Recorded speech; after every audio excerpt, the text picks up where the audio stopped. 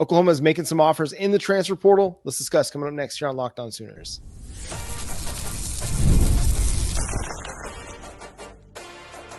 You are Locked On Sooners, your daily podcast on the Oklahoma Sooners. Part of the Locked On Podcast Network, your team every day. Thanks for making Locked On Sooners your first listen every single day. Shout out to all the everydayers out there tuning in and subscribe to the show wherever you get your podcasts. We're part of the Locked On Podcast Network, your team every day. The Oklahoma Sooners are busy in the transfer portal. A really interesting offer that they made on Tuesday was one David Blay, defensive tackle out of Louisiana Tech, had 6 sacks, 11 tackles for loss, led the Bulldogs in sacks at defensive tackle. 6'4", 303 pounds. You're losing Dejon Terry out of your defensive tackle rotation. This might be a really, really nice replacement for that. Yeah, I like the pickup on the size. It's what you're looking for. A nice big guy to fill the hole, to go along with your Jaden Jackson, to go along with your David Stone, to go along with your Grayson Halton. We've got a nice young batch. Well, I say G-Baby's more your veteran at this point, but you've got some good in the middle guys. All you need to do now is add maybe 1 or 2 really big dudes that can come in and just stuff. They're going to be part of the big rotation. They may get 200 snaps all season long, but the whole purpose of having big guys like that, what Todd Bates is going to want to do is put those guys in the middle and say, stop that run.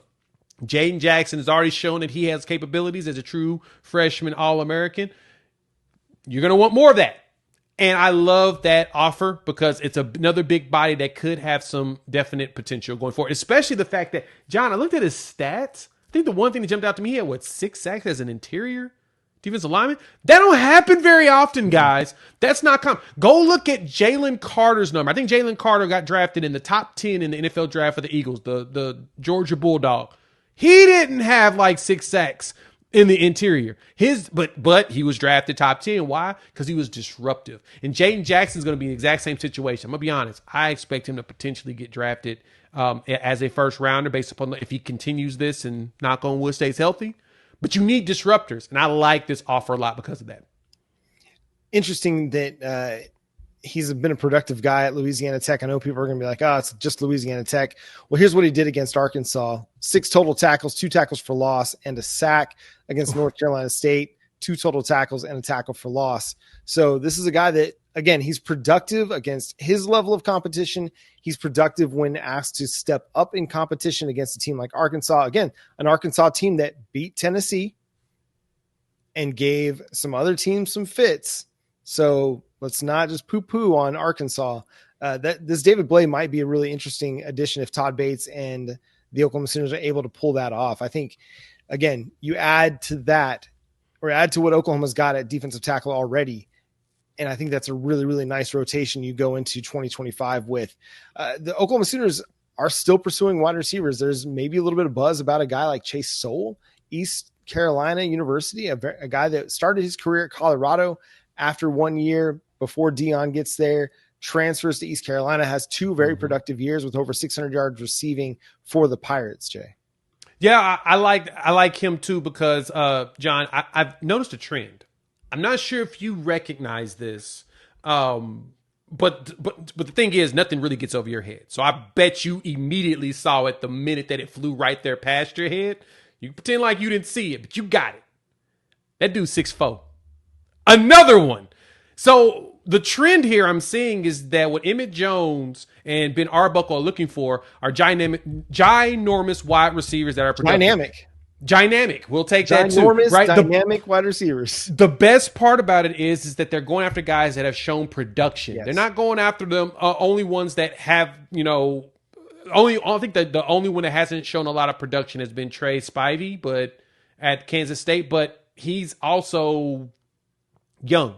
He's a true freshman, and I don't think he got an offer yet, but I think we're probably going to consider him. But the good thing is that there is a substantial amount of wide receiver talent in the portal right now, so you kind of get your pick based upon what you actually want. So I do like this Chase one because even better, Derek Blaylock, the former NFL player, the father of Torrey Blaylock, pointed out that they're related, like actual first cousins. So that may be a connection piece there. So you got Reggie Virgil, who was friends with Jaden Gibson, grew up not too far from each other. Then you got Chase, who's related to Torrey Blaylock. You bring them all together. Bring a family environment of guys that are actually athletic and can play. I'm hoping that it works out. I just would like to see a whole bunch of these 6'4" dudes out there and we actually put them to work. I think what's interesting about it is you're seeing them go after guys with production. Yes. And I think that's the intriguing part. Listen, you've got young guys with a lot of potential, a lot of promise on your roster that you want to continue to develop. And it's like we discussed when we talked about the cornerback room. You don't need to bring in a whole bunch of guys that haven't produced. Like, you might like your evaluation on them, but you can't bring in another guy that you need to develop. You've got to provide those developmental snaps to your young guys that you already have in house. You need guys that can go out there and be starters for you at wide receiver right now. You need a defensive tackle that can come in and replace Dejon Terry's snaps right now. I like what they're doing, because with the new roster limitations, you don't have a whole lot of room for just stockpiling a bunch of guys for developmental sake if you're trying to win. And if you're Oklahoma, after a 6-6 season, you're 100% trying to stockpile as much talent as you possibly can to go win next year. You've got to improve next year.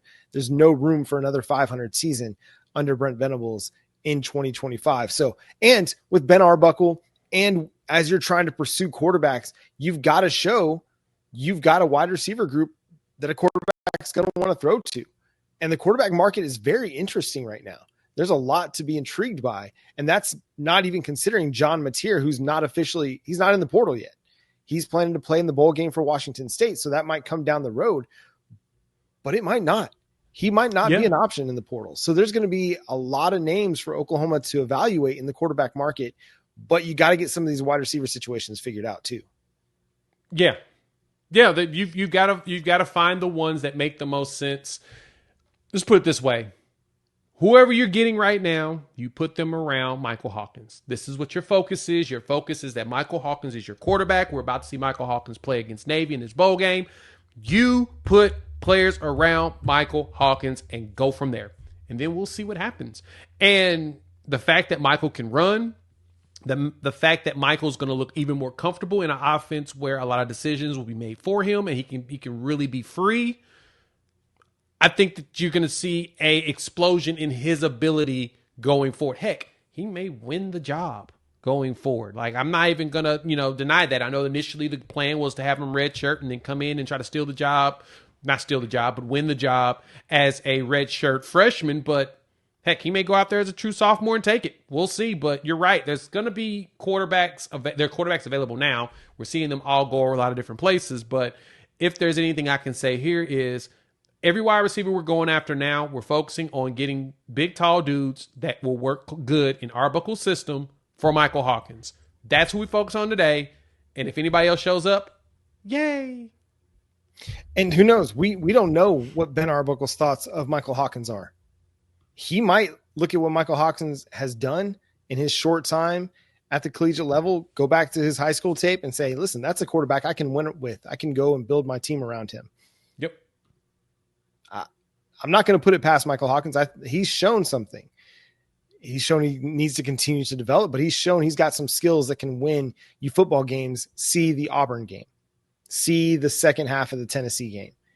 He can be a productive player. You just got to get some things right around him. And I think, like you said, that's a good focus for Oklahoma to have. Will the Oklahoma Sooners be okay? Because there's a lot of panic out there right now. Let's discuss coming up next, Sean Locked On.